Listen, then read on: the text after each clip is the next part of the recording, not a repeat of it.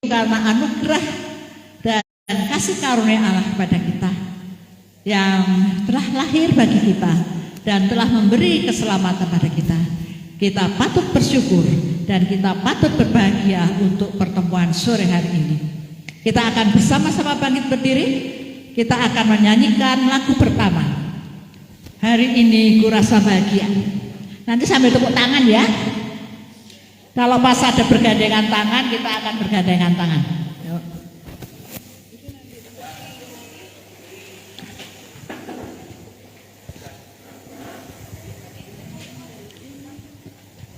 Bentar, tunggu. Ya wis, monggo kami berdiri. Semua dipersilahkan untuk berdiri. Tepuk tangan ya.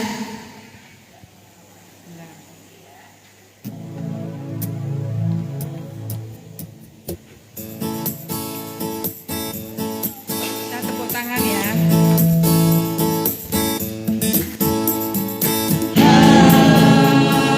Hari ini ku rasa bahagia berkumpul bersama saudara seiman.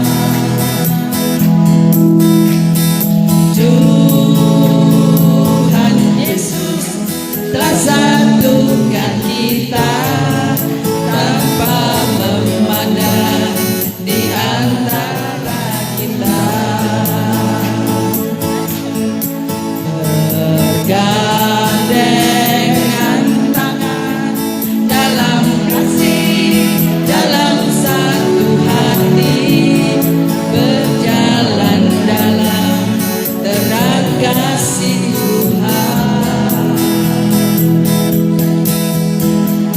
Kau sahabatku, kau saudaraku, tiada yang dapat memisahkan kita. Kau sahabatku, kau saudaraku, tiada yang dapat memisahkan kita. Kita ulangi sekali lagi ya. Hari ini ku rasa bahagia berkumpul bersama saudara seiman. Tuhan Yesus telah satukan kita tanpa memandang di antara kita. Bergandengan tangan dalam kasih, dalam satu hati, berjalan dalam terang kasih Tuhan.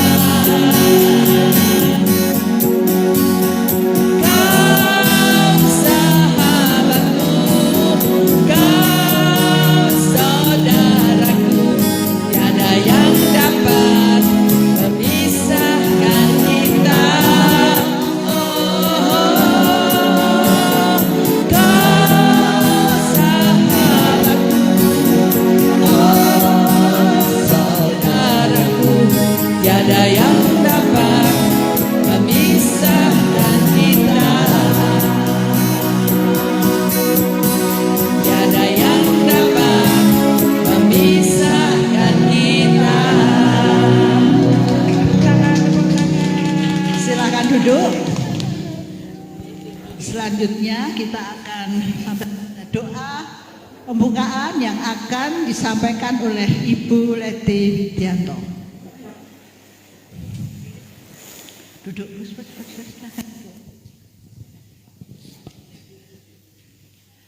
Sebelumnya ya, perlu Bapak Ibu saudaraku semua, cucuku, ini Ibu Leti Widianto itu istrinya Bapak Widianto yang berapa bulan yang lalu itu telah ditabiskan menjadi pendeta muda. Benar, pendeta muda atau mungkin pastor ya nanti. Ya. Ya, jadi kita patut bersyukur ya. Toh itu ada dua pendeta, Bapak Widiatmo dan Bapak Widianto. Terima kasih Tuhan ya, Tuhan baik dan monggo.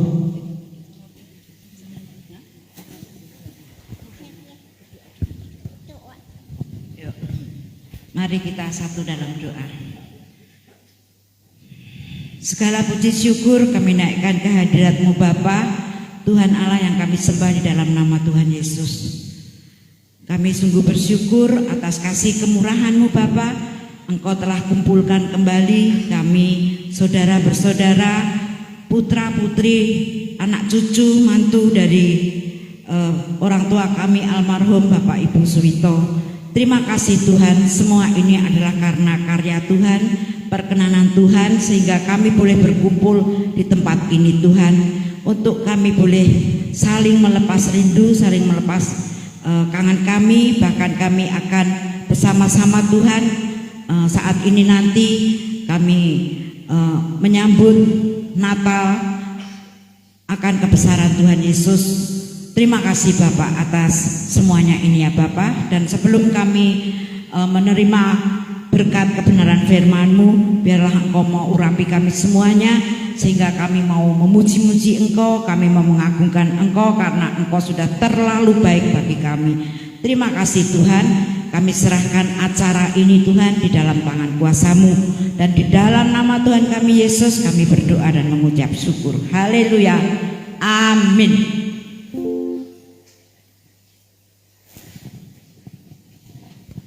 Tes.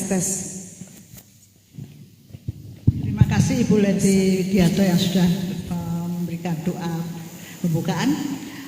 Saat ini kita di sini itu juga di samping kita ini kangen-kangenan, kita juga memperingati kelahiran Tuhan kita Yesus Kristus. Dia Tuhan Yesus yang mulia, dan Dia patut kita sembah. Dia berkuasa, patut kita tinggikan dan patut kita puji. Sebelum kita mendengarkan firman Tuhan yang akan disampaikan oleh Bapak Widianto Triati, kita akan menyanyikan lagu Mulia, Mulia namanya.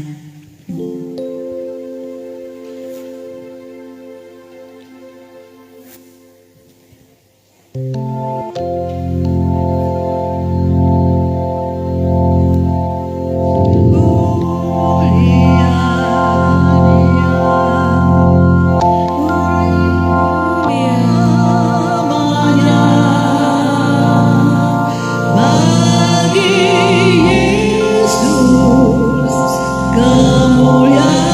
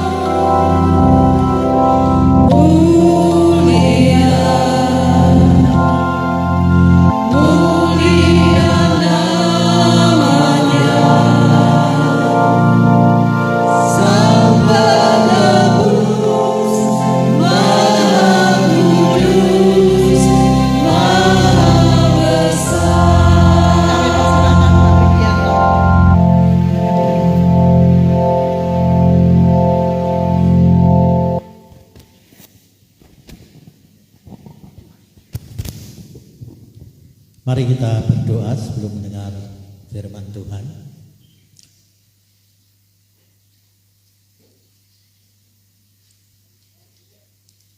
Terpujilah kiranya Allah yang tunggal yang kami kenal di dalam nama Bapa. Karena segalanya berasal dari Engkau dan hidup kami hanya tertuju kepadamu saja, lain tidak.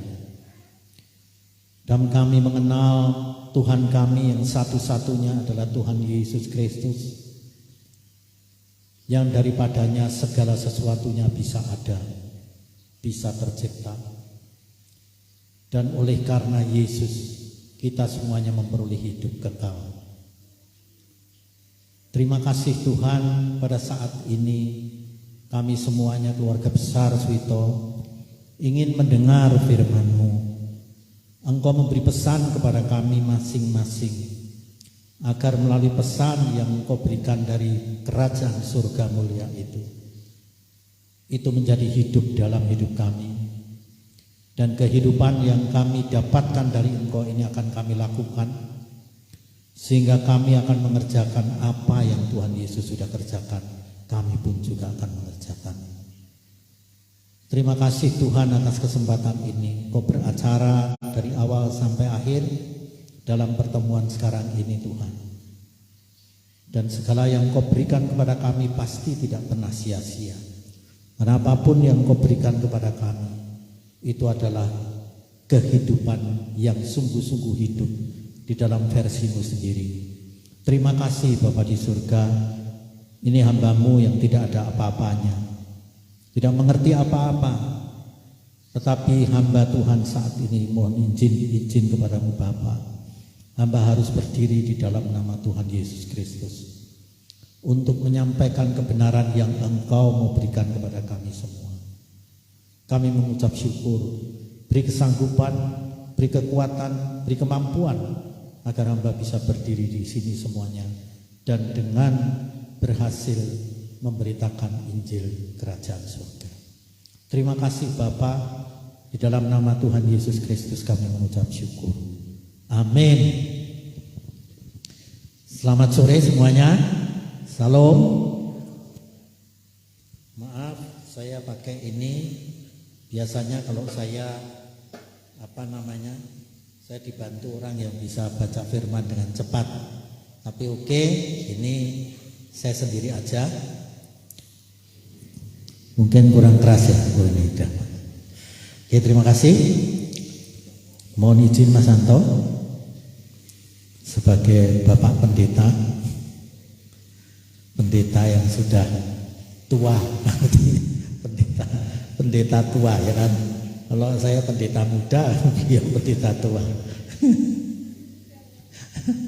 Tapi puji Tuhan justru pada saat semuanya pendeta emeritus sudah pensiun gitu, saya diangkat. Puji Tuhan, itu semuanya yang tidak mengira. Dan ada sinode yang kemudian ngecek, dan Tuhan berikan kesempatan saya, dan saya bersukacita oleh karena ya penetapan yang telah diberikan oleh Tuhan. Sekarang pada saat sekarang kita memperingati hari Natal, tentunya kita tahu hari Natal adalah hari kelahiran Tuhan kita semuanya, yaitu Yesus Kristus. Tapi Tuhan Yesus sekarang sudah umurnya 2022, jadi sudah tua sekali lagi. Ya kan? Kalau sudah tua sekali, maka apa sih yang diberikan Tuhan Yesus kepada kita? Perlu enggak kita introspeksi terhadap diri kita masing-masing? Harus seperti apa kita ini? Punya target apa sih dalam kehidupan ini? Kalau orang mengatakan kita harus berubah, apa yang harus kita berubah? Nah, karena itu saya berikan judul kenapa Yesus sekarang jadi manusia? Kenapa Yesus jadi manusia? Karena saya baca di sini dalam Roma 7 ayat 14. Ini penyebabnya, mungkin saya agak nunak-nunuk ya karena kecil-kecil, tapi tidak apa-apa. Dalam Roma 7 ayat 14 saya bacakan di sini.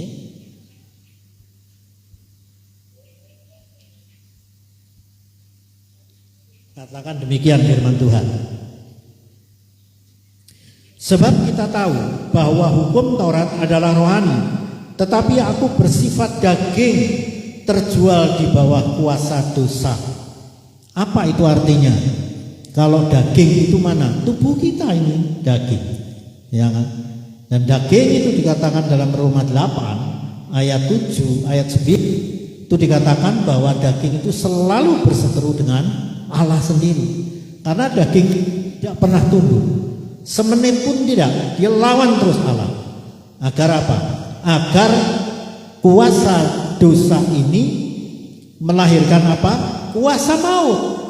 Karena akibat dosa adalah maut, ya, kematian. Jadi kuasa dosa sudah kita terjual itu kita sudah dibeli oleh kuasa dosa. Ada kebenaran nggak dalam hidup kita? Pasti tidak. Sebelum Tuhan Yesus hadir, tidak ada sama sekali. Semua dosa karena perbuatan dari Adam dan Hawa. Begitu Adam dan Hawa dosa, maka dosa ini kemudian sampai merambat ke seluruh manusia, sehingga kita terjual. Ini firman, bukan saya yang berbicara, tapi firman. Firman itu firman Allah. Allah itu kekal, ya kan? Di dalam terang yang tak terhampiri, tidak bisa kita mengerti. Tapi Sang Maha Kuasa itu dikatakan bahwa kita sudah bersifat daging, terjual di bawah kuasa dosa. Setelah di bawah kuasa dosa, kita di bawah kuasa kematian. Nah, penyebab dosa siapa?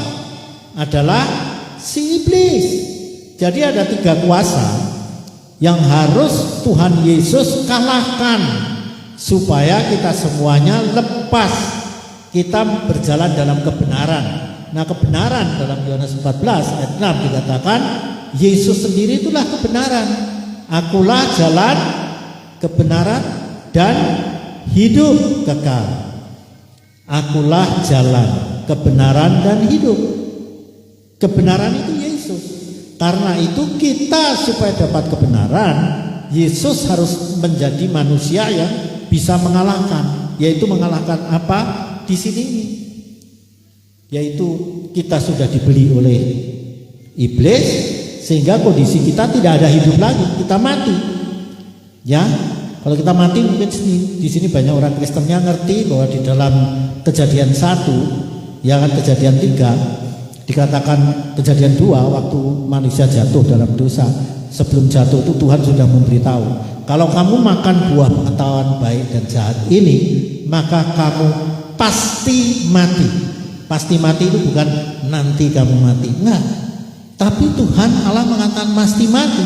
Tapi semua orang Kristen pun tidak ngerti bahwa kita mati. Semua ngeklaim kita masih hidup, karena kita tidak mengerti bahasanya Allah, sehingga kita mengatakan bahwa kita masih hidup. Kita ini sudah mati. Dikatakan firman Tuhan, kita di bawah atau terjual di bawah kuasa dosa. Jadi kalau sudah terjual di bawah kuasa dosa, kita dibawa kepada kematian. Saya melayani banyak orang-orang yang bagaimana dia itu sudah seperti kayak orang kesurupan gitu. Kesurupan itu bukan kemudian, maaf ya, bukan seperti orang gila, bukan.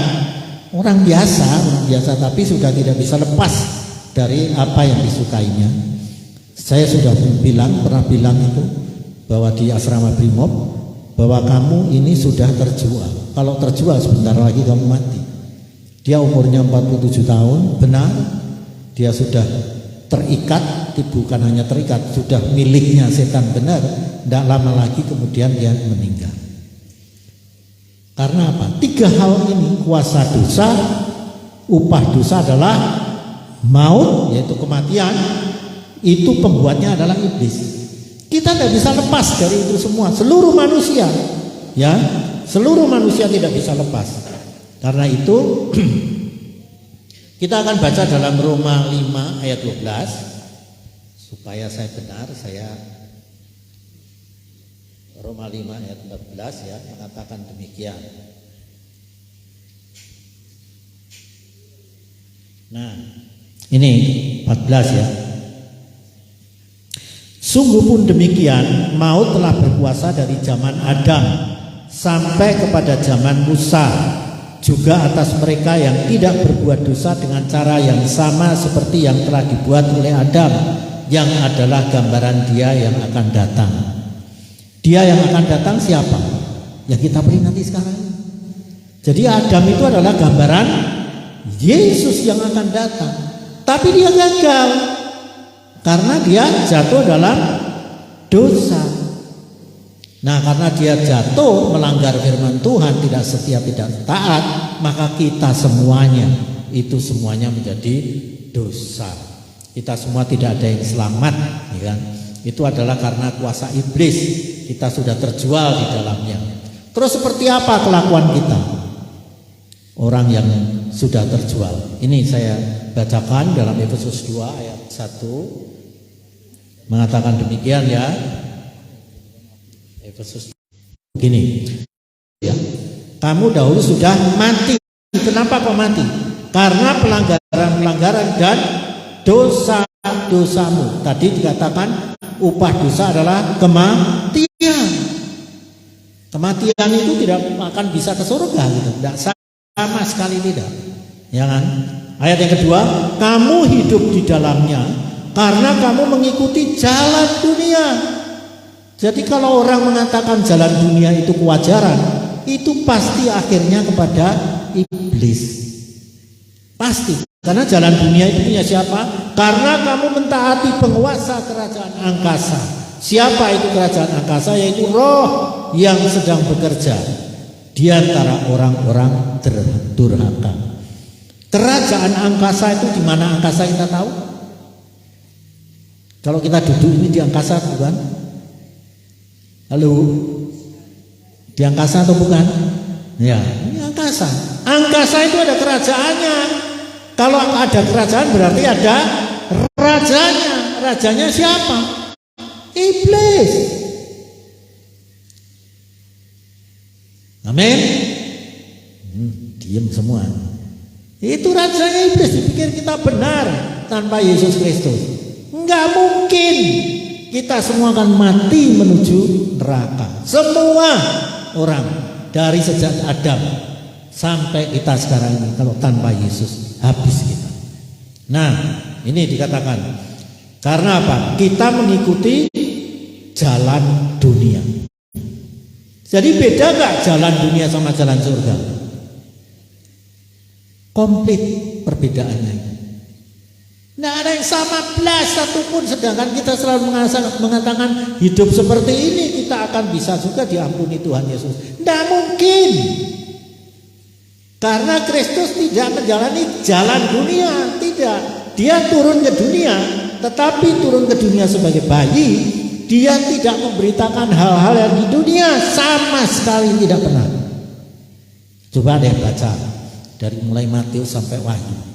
Yang namanya Tuhan Yesus tidak pernah memberikan segala apa yang ada di dunia ini. Bahkan dia bicara dalam Efesus 1 ayat 3. Mengatakan apa? Segala berkat rohani itu diberikan oleh Tuhan Yesus Kristus kepada kita semua. Hanya berkat rohani. Nah, kalau kita memahami itu, kalau harus berkat rohani apa? Karena Yesus dari kerajaan surga. Jalannya jalan surga. Akulah jalan kebenaran dan hidup. Karena itu pilih aku, karena jalanku jalan surga. Ya, kalau kita baca lagi misalnya di dalam Yohanes 8 ayat 43 mengatakan, kamu tidak ngerti bahasaku. Kalian itu tidak tahu bahasaku. Karena bahasaku dari surga. Terus di dalam Yohanes 3 ayat 41 mengatakan bahwa karena kamu semua dari dunia, bahasamu adalah bahasa bumi. Kita tidak mengerti. Lalu bagaimana untuk supaya mengerti? Karena tidak mungkin kita bisa selamat. Karena itu program Allah Bapa kita harus tahu. Allah sendiri itu. Kenapa Allah sendiri harus turun ke bumi? Karena ciptaannya sudah dirusak oleh iblis. Betul? Waktu Adam dan Hawa dirusak. Masa ciptaan Allah gagal? Mungkin gak ciptaan Allah itu gagal? Gak mungkin sama sekali. Allah tatanannya, semua aturan-aturannya, semua hukum-hukumnya, semua tatanan apapun sudah dibuat Allah sebelum dunia ini dijadikan, dan tidak akan pernah berubah sedikit sampai saat ini. Bahkan nanti waktu mengakhiri kerajaan dunia, artinya dunia ini akan dibombardir oleh Allah, habis di dalam 2 Petrus 3. Itu semuanya adalah rencana Allah. Rencana Allah demikian. Dia tidak pernah berubah. Dia tetap, kalau memberikan otoritas bagi kita, malaikat pun diberi otoritas. Segala yang hidup. Malaikat ada kerubim, ada serafim, segala ini diberi kebebasan berpikir. Melawan aku, malaikat yang dihukum. Beda kalau malaikat dihukum Allah, melawan Allah, ya dia harus masuk neraka sudah. Itu Allah. Tapi manusia lain, aku beri kesempatan kamu. Kapan itu janji Allah bahwa dia mau turun? Yaitu dalam Kejadian 3 ayat 15 yang mengatakan bahwa berjanjinya Allah pertama kali, aku akan mengadakan perseteruan antara keturunan perempuan dan keturunan ular. Ya kan? Keturunan perempuan akan merumukkan kepalamu dan ular ini akan meremukkan tumitnya. Berhasil sekarang. Setan berhasil. Setan pun tidak dihukum Allah. Tidak. Siapa yang harus bertanggung jawab terhadap dosa kita? Manusia. Karena manusia sudah diciptakan bagus, Allah tidak mau diolok-olok bahwa nanti ciptaannya gagal. Karena itu apa? Rencana Allah adalah menjadikan kita semua yang hadir ini